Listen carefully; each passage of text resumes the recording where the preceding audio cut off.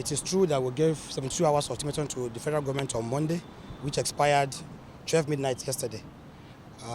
We are grateful to God that before the expiration of the 72 hours, we heard from the federal government after the Federal Executive Council meeting on Wednesday through the Minister of Information that the government is already in dialogue. They are already on top of the situation with what has happened, that the government is already discussing with the abductors of our relatives. So we are happy about that. We have noted it, we acknowledge it, and we appreciate their effort in this regard.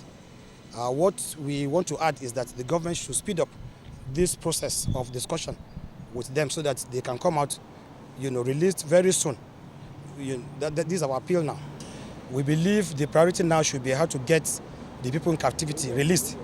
That should be the first and most important priority now, and this is what they should work on. The NRC should not be talking about reopening their services now when our people are still in captivity. Because what is the assurance that if they start services now, that people that will board the trains are safe? What measures have they put in place to guarantee the security of people that will patronize their services? So it is not, and we don't want a reoccurrence of this. The first thing should be they should get these people out. Then after, they can put adequate measures in place and resume services so that this does not happen again in the future. And we want to believe that they will not do it. If they do, we are not going to take it lightly with them, because we believe they will not. We believe they will not, because they know what is at stake. We wait for that time. There is nothing new. They have not contacted anybody. None of us has been contacted. So it's still the same situation. They have not contacted any of us, apart from the initial contacts we made with them.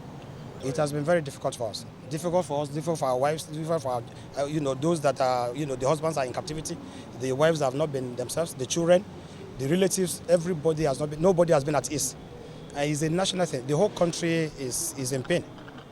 The whole country is in pain, whether directly or indirectly. Everybody is involved in this. We thank the government, at least, for taking a milestone during the fake meeting. But at least we're still begging. It's not enough. We're in pains. We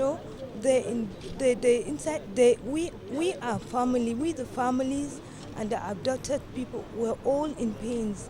Please, we're begging. They should consider. They should think, and again strategize in how to bring them back all. And again, we heard that the train station is going to be rectified on service and whatever stuff they were saying. Please, that one is inhuman. We're begging the government to think about it. We have lives over there in the bush. We don't know how they're living. We don't know what they eat. This is the raining season. At least let's think about this thing. Let's be conscious, at least for once. They're our leaders. They're supposed to bring them back.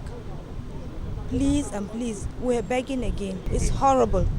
It's very, very horrible. I don't even want to think about it. My mom and my sister. My mom is the elderly woman, they're 85 years of age, and my elder sister, they are both there. For the love of God, we have a right to cry. Our loved ones are there. Come rain, shine on them. I've spoken to the bandits. I was one of the first guys that spoke with them. I've spoken with them 11 times. And aside me, I don't think any other person has done that. 11 times. And what did they say? The first instance, they said they had their targets on that train. That it weren't our parents and sisters or brother that they aimed at. But these were just, in quote, necessary evil they had to do with them. And what did they tell me? That the governor has been running his mouth. And that's why they came to his doorstep. And this is just the beginning, that they will go further than this. I spoke with them. They told me that. The only relief we had was we knew, as at the time we spoke to them, that was 2 days before they freed the other guy, Alwan, before they freed him.